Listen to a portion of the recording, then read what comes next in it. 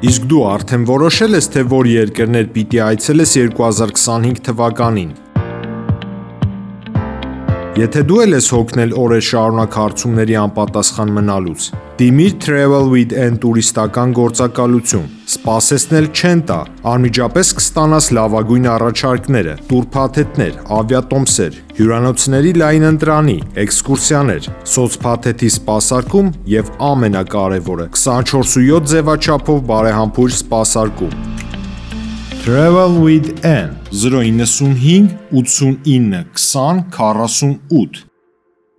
Ժողովուրդ օրաթերթը գրում է. Օրաթերթի տեղեկություններով քաղաքացիական պայմանագիր կուսակցությունը Նիկոլ Փաշինյանի գլխավորությամբ քաղաքական ժողով կանի, սակայն կուսակցության քաղաքական ժողովի օրը տեղը անգամ օրակարգը դեռ որոշված չէ։ Ըստ օրաթերթի տեղեկությունների հստակ որոշված է, որ ԿՊ քաղաքական ժողովը տեղի կունենա հուլիս ամսին։ Այժմ ընթանում են քննարկումներ, թե որն է լինելու քաղաքական ժողովի օրակարգը եւ հիմնական նպատակը։ Հարկ է նշել, որ սովորաբար ԿՊ քաղաքական ժողովները տեղի են ունենում Երևանից դուրս, որտեղ կուսակցության վերաբերյալ կոնկրետ որոշումներ են կայացվում գիշերային ձևաչափով նաև։ Հրապարակ օրաթերթը գրում է. ԿՊ-ի սորոսական թևը արևմտամետները գժված են ՀՀ ԱԳ նախարար Արարատ Միրզոյանի հայտարարությունից, որ Լավրովի հետ ասուլիսի ժամանակ արեց։ Հայաստանի Հանրապետությունը ԵՄ-ին անդամակցելու հայտ չի ներկայացրել, այս ուղղությամբ բանակցություններ չեն տարվում։ Սա այն դեպքում, երբ ընդամենը 2 ամիս առաջ ԱԺ-ն ընդունել է Եվրամիությանն անդամակցելու մեկնարկի մասին Եվրաքվեի ներկայացրած օրենքը, որը նախատեսում է նաև այլ գործողություններ անդամակցության ուղղությամբ։ Ստացվում է, որ 2 ամիս է օրենքն ընդունվել է, բայց մնացել է թղթի վրա եւ իշխանությունը մատը մատին չի խփել, նույնիսկ պարծենում է, որ ոչինչ չի արել այդ ուղղությամբ։ Այս թևը պատրաստում են պարզաբանումներ պահանջել գործադիր իշխանությունից, թեպետ ի սկզբանե պարզ էր, որ նախագիծը մնալու է թղթի վրա, քանի որ Ռուսաստանից Հայաստանի իշխանություններին կարմիր քարտ են ցույց տվել։ Երկրորդ ընթերցմամբ էլ հավանաբար չէին ընդունի օրինագիծը, եթե Գյումրու ընտրությունների խնդիրը չլիներ։ Հույս ունեն, որ Եվրադաշինքն իրենց դեռ պետք կգա Գյումրիում Սարիկ Մինասյանի հետ կոալիցիա կազմելիս։ Հրապարակ օրաթերթը գրում է. Վերջին ամիսներին Հայաստանի իշխանություններն արտասովոր լոյալություն են դրսևորում Արցախի հետ կապված հարցերում, մինչդեռ ամիսներ առաջ հոխորտում էին, թե չեն հանդուրժելու պետության մեջ, սպառնում էին արցախցի գործիչներին, թե մտքներով չանցնի պահպանել Արցախի պետական ինստիտուտները։ Նրանք ծպտուն չհանեցին Արցախի սահմանադրությունը փոխելու ժամանակ, որով հնարավոր էր դառնում նախագահի եւ խորհրդարանի ինստիտուտները պահելը, ոչ էլ Սամվել Շահրամանյանի կողմից Արցախի լուծարման հրամանագրի հրապարակման ժամանակ։ Լռում են նաեւ հիմա, երբ մինչև եկող շաբաթվա վերջ Արցախի խորհրդարանը նոր նախագահ է ընտրելու։ Մեր աղբյուրներն ասում են, որ Հայաստանի իշխանությունները Ռուսաստանից զգուշացում են ստացել եւ դրանով է պայմանավորված նրանց լռությունը։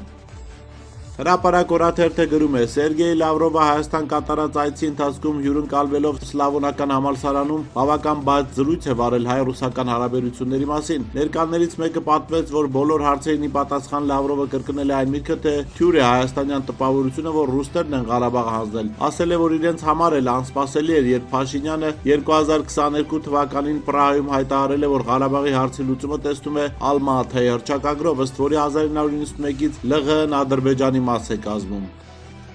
Հրապարակ օրաթերթը գրում է. Իրական ապրող ինքնիշխան Հայաստանի մասին ամեն օր բարբաջող իշխանությունը 7 տարի շարունակ քննարկում է նախկիններին 30 տարվա արված չարվածը եւ 5 տարի շարունակ իրավապանները քննում են 2020 թվականի նոյեմբեր 9-ի գիշերը տեղի ունեցած իրադարձությունները, երբ կապիտուլյացիայից վրդովված մարդիկ փողոց էին դուրս եկել այս իշխանությունների հանդեպ իրենց զայրույթը հայտնելու։ 3 ԿՊ իրավապանները 9 հոգու են ձերբակալել այս գործով, կալանք միջնորդել։ Պարզ չէ, թե 5 տարի անց ինչ նոր հանգամանքներ ի հայտ եկել։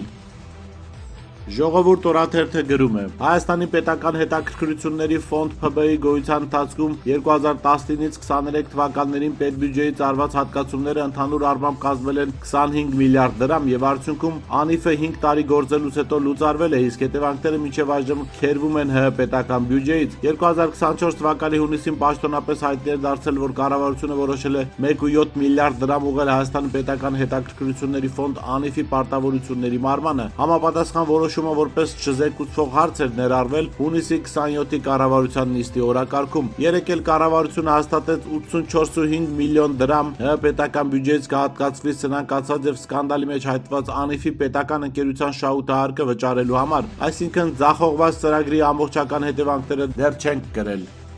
Ժողովուրդ օրաթերթը գրում է. «Այժմ նախկին падգամավոր Մեհեր Սեթրակյանի թողբախի Մեհերի դեմ հարուցված քրեական գործը շուրջ 4 տարի քննող դատավոր Վահագն Մելիքյանի շուրջ օղակը սեղմվում է։ Օրաթերթին հայտնի դարձավ, որ չի բացառում դատավորին թույլ չտան նախկին падգամավորի գործը ավարտին հասցնել, քանի որ կասկածներ կան։ Ինչպես հայտնի է, դատավոր Վահագն Մելիքյանի հայտարարագրի առիթով քրեական վարույթ է նախաձեռնել, եւ դա եղավ պատճառը, որ կոռուպցիայի կանխարգելման հանձնաժողովը միջնորդել էր կասեցնել ԲԴԽ-ում քննվող կարգապահական գործի վարույթը, ինչ են փորձում հասկացնել դատավոր Մելիքյանին, կռահել կարելի է»։ Ժողովուրդ օրաթերթը գրում է. «Օրաթերթի կառավարությանը մոտ կանգնած աղբյուրները փոխանցում են, որ գործադիրում նկատելիորեն սրվել է կանանց ներքին մրցակցությունը վարչապետ Նիկոլ Փաշինյանի ուշադրությունը գրավելու, աջակցությունն ապահովելու նպատակով։ Ըստ մեր տեղեկությունների, կառավարությունում բարձր պաշտոններ զբաղեցնող կին պաշտոնյաները ձգտում են ամրապնդել իրենց դիրքերը եւ վերաճանաչվել որպես ազդեցիկ դեմքեր 2026 թվականի խորհրդարանական ընտրություններից հետո էլ պաշտոններում մնալու կամ առաջխաղացման հնարավորություն ունենալու համար։